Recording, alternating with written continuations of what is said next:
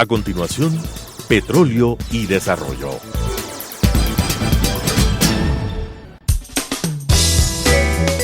Clasificación B, bajo supervisión de un adulto.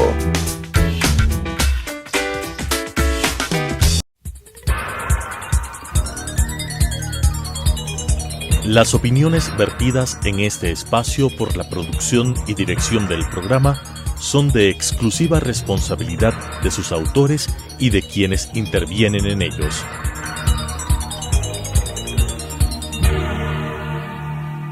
Telesucesos Canal 29 UHF presenta Petróleo y Desarrollo, conducido por Henry Llanes, especialista en temas hidrocarburíferos y en los ámbitos de la política, la legislación, la contratación y la política económica. Petróleo y Desarrollo.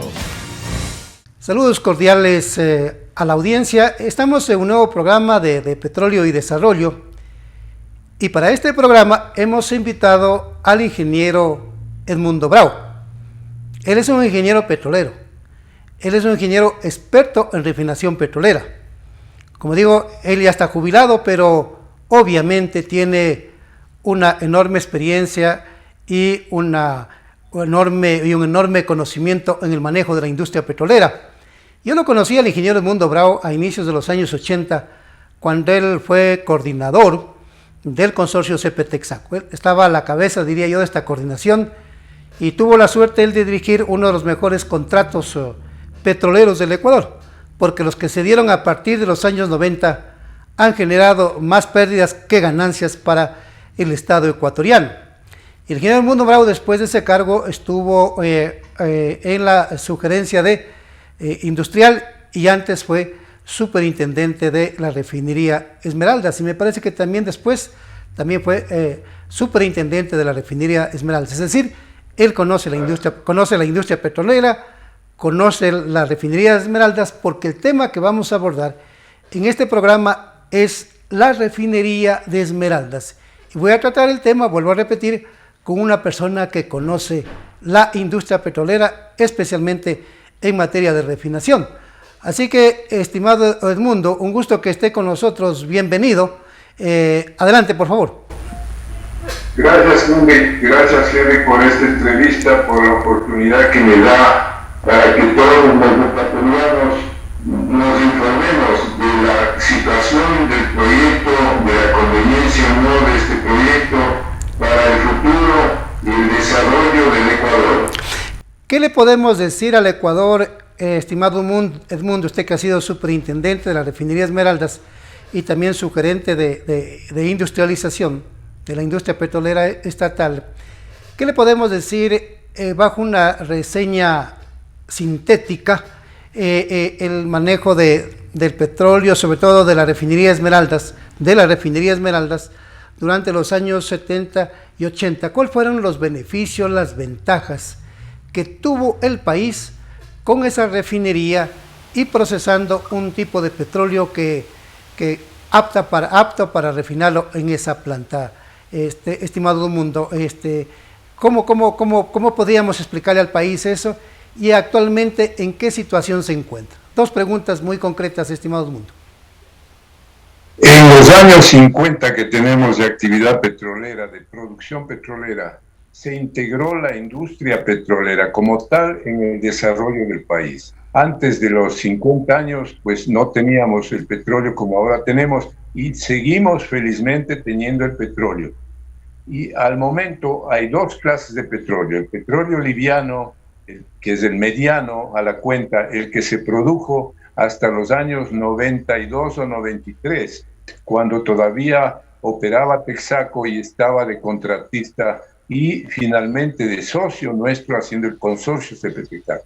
Esto permitió que las leyes todavía sean favorables para el bienestar de todos los ecuatorianos, porque de allí salían los porcentajes tanto para el oriente mismo, como para la industria, como para el ejército, como para el desarrollo en todas las áreas que definía el gobierno.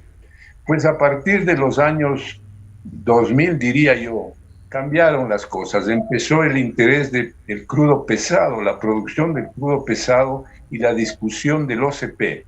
El OCP es el oleoducto crudos pesados, que también felizmente ya se le termina el contrato y debe ser parte del desarrollo del Ecuador, con intereses del Ecuador y no de las compañías privadas.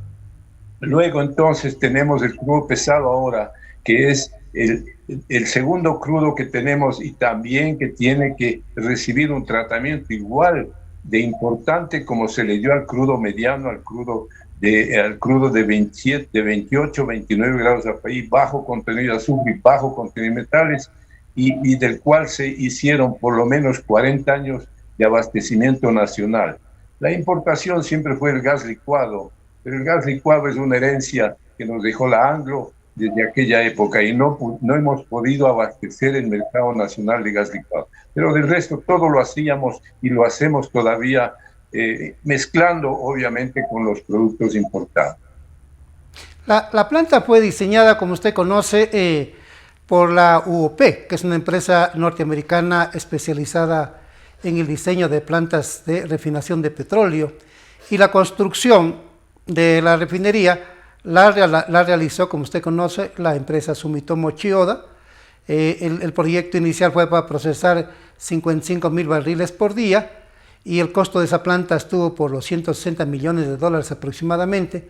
Luego hicieron la ampliación en el gobierno del ingeniero Félix Cordero a 90,000 barriles por día, con una inversión que estaba por los 114 millones de dólares, me parece. No tengo con precisión en este momento las cifras, pero más o menos son cifras aproximadas, ¿no? Estando así en esas condiciones, o habiendo diseñado la planta para procesar un crudo liviano, ¿cómo entender para después, en los años 90 en adelante, procesar crudos para lo cual el diseño de la planta no fue construida para procesar ese tipo de crudo? ¿Cuáles han sido los efectos entonces con este tipo de decisiones?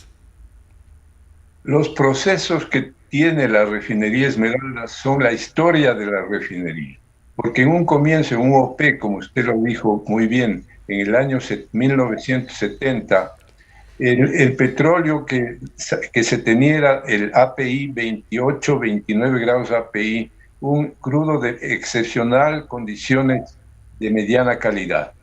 Este crudo pues se bombeó y se procesó hasta 1993 aproximadamente, pero ya se amplió la capacidad porque el consumo ecuatoriano de combustibles iba ascendiendo, iba subiendo, entonces se amplió la capacidad a 90,000 barriles en el año, 10 años después del 76, o sea, el 86 se amplió a 90,000. Y finalmente se hizo la tercera ampliación a 110,000 de 90,000, a 110,000 en el año, se terminó en el año 2000.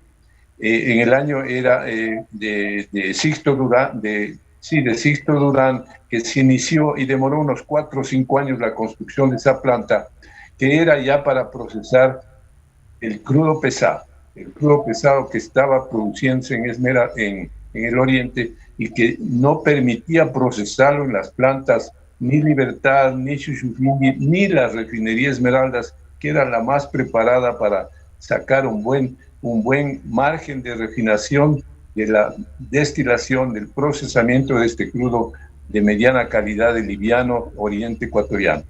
Pero desde allí ya no solamente había que procesar ese crudo de mediana calidad, sino la mezcla del crudo, porque a partir del año 2004 empieza el bombeo por el OCP del crudo. El crudo que bombean entonces es el único crudo, otra vez un único crudo, pero de mala calidad. Crudo de 24 y 25 grados API, que ya se empezó a alimentar a todas las 3 refinerías y empieza la importación excesiva de combustibles para satisfacer la mezcla y poder vender los combustibles, porque si no, no cumplen especificaciones. Y ahora peor, porque ahora se quiere poner una especificación Euro 5, de la cual, ojo, hay que poner mucho cuidado cómo se hacen las mezclas de eso, porque las refinerías que tenemos y que no van a desaparecer, que no pueden desaparecer ahora, Chuchuquini, Libertad y Esmeraldas, tienen que estar de acuerdo a lo que se quiere hacer. Por eso es que tiene que volverse nuevamente, porque es la posición económica y financiera mejor para el país, procesar lo que tenemos, utilizar los equipos y las instalaciones existentes y después entonces cambiar a lo que convenga. Pero ese cambio a lo que convenga hay que estudiarlo, no se puede improvisar tampoco.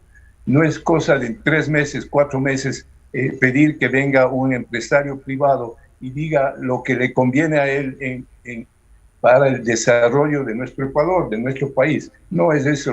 Además de que tiene que integrar, es un trabajo tan complejo que tiene que haber un grupo, tiene que haber una comisión, un departamento, una dirección en Petroecuador o en el gobierno para que ponga los términos de referencia de estas nuevas condiciones en que el Ecuador va a vivir después, porque son cosas muy complejas en donde eso es lo que hay que analizar. El personal existe, la gente de experiencia existe, lo que no tenemos es el dinero en este momento, ni para las vacunas del COVID, contra el COVID. Entonces hay que hacer todo ese esquema como antes se hacía. Las 3 ampliaciones de Esmeralda se hicieron con financiamiento y entonces hay que hacerlo igual ahora. Hay que estudiar la mejor posibilidad de financiar la ampliación o la modificación, la conversión de la refinería Esmeraldas para que procese el crudo que tenga que procesar si es que quieren seguir con el crudo pesado. La demanda nacional de combustibles actualmente está por los 100 millones de barriles anuales, ¿no? Y al funcionar las 3 plantas al 100%, en este caso Esmeralda, Shushufindi y Libertad, si funcionarían al 100%, se estaría cubriendo cerca del 50%. Entonces, el otro 50% es importado de todos los combustibles, llámese diésel, llámese gasolinas, llámese gas licuado de petróleo, etc. Y si vamos haciendo una clasificación producto por producto, en gasolina se importa más del 60%, en diésel más del 75% y en gas más del 83%. Y entonces más todavía, en el caso del GLP se importa el 88%, solo el 12% es producción nacional. Entonces la pregunta es, con este proyecto, en el caso de concretarse, porque tiene algunas falencias de orden legal, de orden constitucional, que nosotros hemos interpuesto un amicus curiae, entonces la pregunta es, en el caso de concretarse este proyecto como usted lo manifiesta, ¿cree que se pueda cubrir la demanda nacional y en qué tiempo podría estarse ejecutando o poniendo ya en vigencia o operando la planta repotenciada y lo que llaman la construcción de un tren industrial paralelo a la planta? ¿Cree usted que este es un proyecto que va a satisfacer esa demanda que tiene el país o vamos a seguir importando, es decir, lo vamos a seguir descapitalizando al Ecuador?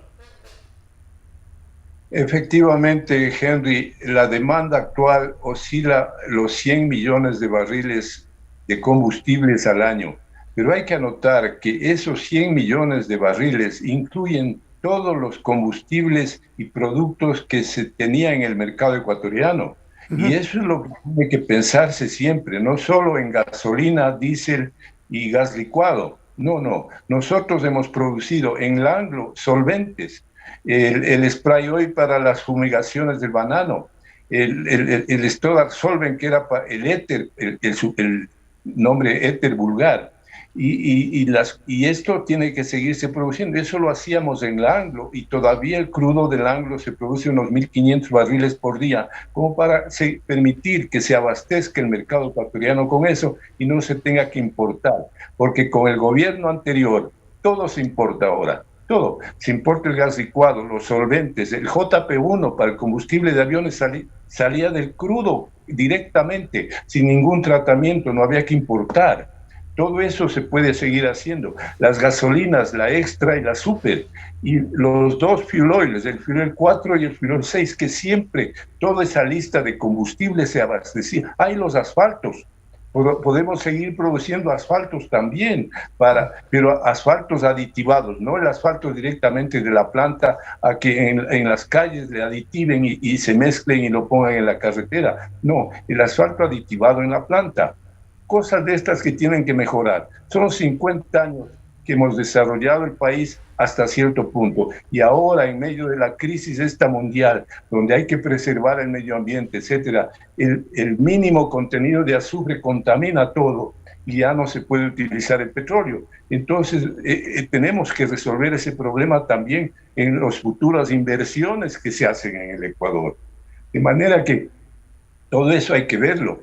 Por otro lado, la modificación de la refinería Esmeraldas que se quiere hacer ahora en la manera que está puesta, que favorezca el interés del contratista y después el interés nacional, sin condiciones, sin términos de referencia, sin formas de cumplimiento de las leyes ecuatorianas, etcétera, va a ser un serio problema. La refinería Esmeraldas, para empezar, son 14 unidades de proceso que todas tienen que funcionar bien. 2 plantas de azufre, la separación del azufre del diésel, de las gasolinas, el rendimiento del fuel oil para venderlo y poderlo vender, porque el fuel oil no se lo puede vender ahora el que tenemos nosotros, se lo vende con castigo, no con premio. Y con castigo porque no se puede vender, es un fuel oil que tiene más del 3% de azufre y eso no se puede vender. Ya las embarcaciones, los buques, etcétera, no consumen eso. Los camiones necesitan 50 partes por millón de azufre en el fuel oil o en el diésel. En el diésel todavía menos, 10 partes por millón. Las normas Euro, ojo, son bien cuidadosas. Ahí hay que ver si nosotros podemos mezclar lo que sacan las refinerías Chuchufín y Libertad y lo que posiblemente saque Esmeraldas para poderlo vender como Euro 5. Posiblemente no den las mezclas porque las gasolinas super, la gasolina extra y el diésel, que son los claves en las normas Euro 5, tal vez no se puedan mezclar. Todo eso hay que estudiarlo bien antes de proponer las cosas para ver cómo se hace con el mejor interés del país, del Ecuador, que se desarrolle, que haya un premio, por ejemplo, en los procesos para el hidrocracking y el tratamiento de ese petróleo que tiene alto azufre. Entonces hay que escoger el proceso. Puede escogerse la unidad de coque o el proceso de hidrogenación. Cualquiera de esos dos tiene pero el mejor de los dos es hidrogenación, el que da más rentabilidad. La rentabilidad del proceso, de los procesos de hidrogenación que produce combustibles prácticamente sin azufre, no es lo mismo que la unidad de coque que produce combustibles con azufre, y de ahí hay que volverlos a tratar con hidrógeno para sacar el azufre. O sea, todo al revés de la razón. Esas son las plantas de coque que hubieron en Estados Unidos y en Europa por 40 años, hasta que se desarrolle y vienen las limitaciones que menciono y que hacen que se estudien bien las cosas para el futuro nuestro. El proyecto, como usted lo explica, y de acuerdo también a estudios que hemos hecho, etcétera, el proyecto no tiene consistencia legal, ¿no? Y en la parte técnica, ¿cómo entender que vayamos a un proceso de repotenciación y de la construcción de un tren industrial paralelo a la planta actual, si previamente no se han definido con precisión, como usted menciona, los términos de referencia? No están hechos las corridas económicas para saber cuáles son los costos y cuál va a ser la ganancia y en qué tiempo se va a amortizar la inversión. El señor ministro no ha explicado eso, y también lo que llama la atención es de que el gobierno, el señor ministro, no tiene el costo de la tarifa. ¿Cuál va a ser el costo de la tarifa? Y entonces digo usted, entonces un proceso que vamos a licitar, que se va a licitar, debería tener claramente definidos los términos de referencia, las corridas económicas y el costo de la tarifa. ¿Por qué no está eso? ¿Por qué no ha explicado el gobierno eso, estimado Edmundo, si es la parte más importante de un proyecto de repotenciación y de ampliación de la capacidad de refinación de la planta? Así es, Henry. Y además, una variable más dentro de la complejidad que representan las decisiones de este momento sobre la refinería Esmeraldas es la fusión. Este momento tenemos Petroecuador, como siempre debió haber sido una sola empresa responsable de todo. Y entonces esta nueva empresa tiene que establecer sus costos, su organización, sus limitaciones, sus pros y contras como empresa. Tienen que tener ellos poner ellos las condiciones para que cualquier contratista, sea socio o sea compañía mixta, o sea el que se le encargue las cosas a beneficio de él, como dice, bajo responsabilidad de ellos que hagan todo. Entonces, eso tiene que definirse ahora con Petroecuador. En este momento, el hacer algo en Esmeraldas frente al funcionamiento, a la operación nacional, requiere que se integren las tres refinerías, otra vez, que nos integremos como éramos hace 20 años. Hace 20 años los terminales de Libertad y de Shushufindi trabajaban integradamente con las refinerías Esmeraldas y habían balances, habían estados financieros, había todo porque se controlaba bien la operación y las mezclas, se determinaban cuáles eran las mejores mezclas que había que hacer cumpliendo especificaciones INEN. Por otro lado, el INEN tiene que establecer las nuevas especificaciones, no se han establecido. ¿Cuáles son las nuevas normas que se quiere poner ahora? Y ya se quiere establecer un precio, un contratista para que haga estas cosas. No, no es así. Las normas INEN tienen que salir nuevamente, estudiarse lo que conviene. Y como decía, el asunto de los procesos es complejo. Por otro lado, la misma refinería Esmeraldas tiene problemas. La parte eléctrica tiene problemas. Ahorita está entrando en mantenimiento, según lo que dice la prensa, por mantenimiento programado. Pero esos mantenimientos programados, el mantenimiento programado son de días, no es de meses. Este momento va a ser más de un mes. Y entonces ya empezamos por ahí a hacer las cosas un poquito bien, pero todavía tiene que optimizarse la operación de esa planta en los términos que convenga al país. Usted sabe, querido Edmundo, que el gobierno anterior, en forma inconstitucional, en forma ilegal, vendió el petróleo por adelantado, o lo vendió el petróleo para adquirir deuda pública, lo que conocemos como la preventa de petróleo. Un proyecto, si llegara a concretarse, de ampliación y de repotenciación de la planta, ¿qué tiempo se demoraría? 3 años. Pero el petróleo comprometido con China y con Tailandia, vamos hasta el año 2025 o a lo mejor hasta el año 2026. Es decir, el próximo gobierno, que se inicia el 24 de mayo del presente año, en sus 4 años no va a tener disponible la producción petrolera para de ahí vender el crudo y tener ingresos. Entonces en estas condiciones, ¿cómo poder hacer funcionar una planta al 100% si no tendríamos la suficiente disponibilidad de crudo, sino a partir del año 2026, 2027? ¿Cuál es su criterio al respecto? Así es. Esta es una de las cosas fundamentales. Una refinería se norma por el tipo de carga que tiene, el crudo disponible que tiene, por los productos, por el mercado al cual abastece y por los impuestos que eventualmente viene encima de su operación, así como cualquier empresa nacional o internacional. Son esas 3 cosas. Y luego el personal, si está disponible, etcétera. Si puede hacer solo o con una compañía que le asesore, que le ayude porque no están bien desarrolladas, etcétera. Lamentablemente el asunto del crudo en el Ecuador es grave, porque este momento, según si se sigue mezclando el petróleo como estamos mezclando ahora, nos vamos a quedar sin crudo pesado y sin crudo liviano después de poco tiempo. Y hemos perdido plata vendiendo una mezcla de crudo, especialmente a los chinos, a los señores chinos. Hay que llamarles y negociar con ellos. Ellos son orientales, no se les puede invitar a un trago a ellos, no, ellos no toman. Ellos tienen otras costumbres, hay que negociar, hay que hacer un esquema para negociar con los chinos y que nos permitan ampliar el plazo de entrega de ese petróleo mientras funcionamos con la refinería Esmeraldas en otras condiciones. Ahora, lo de refinería Esmeraldas no es cosa fácil tampoco. lo que se quiere hacer, las unidades de conversión o el tren de conversión, el complejo de alta conversión para la refinería, eso hay que estudiar inclusive con plantas piloto. Hay que utilizar el análisis de lo que esa investigación da para escoger cuál es el mejor rendimiento, cuál es el mejor proceso que da, como dije, coquización o hidrogenación.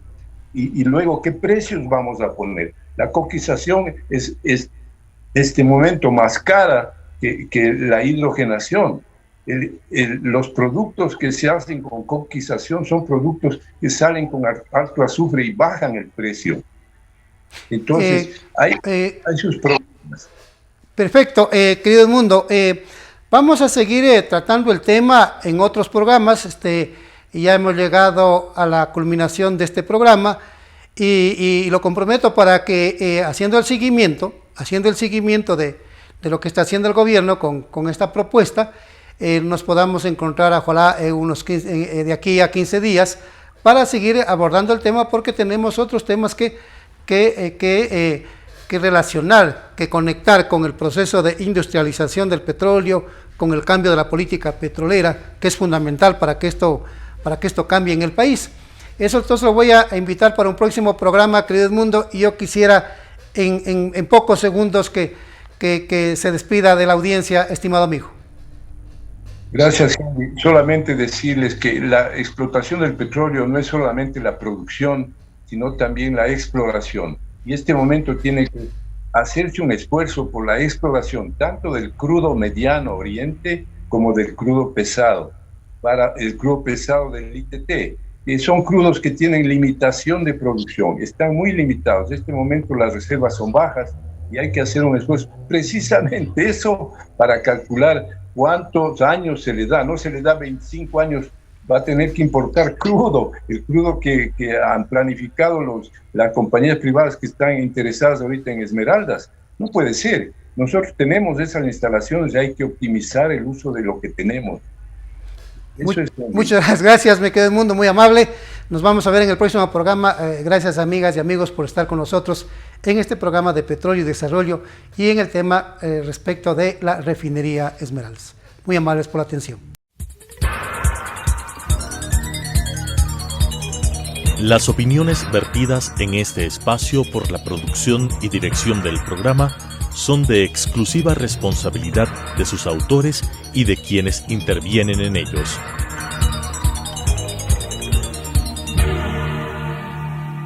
Telesucesos Canal 29 UHF presentó Petróleo y Desarrollo, conducido por Henry Llanes, especialista en temas hidrocarburíferos y en los ámbitos de la política, la legislación, la contratación y la política económica.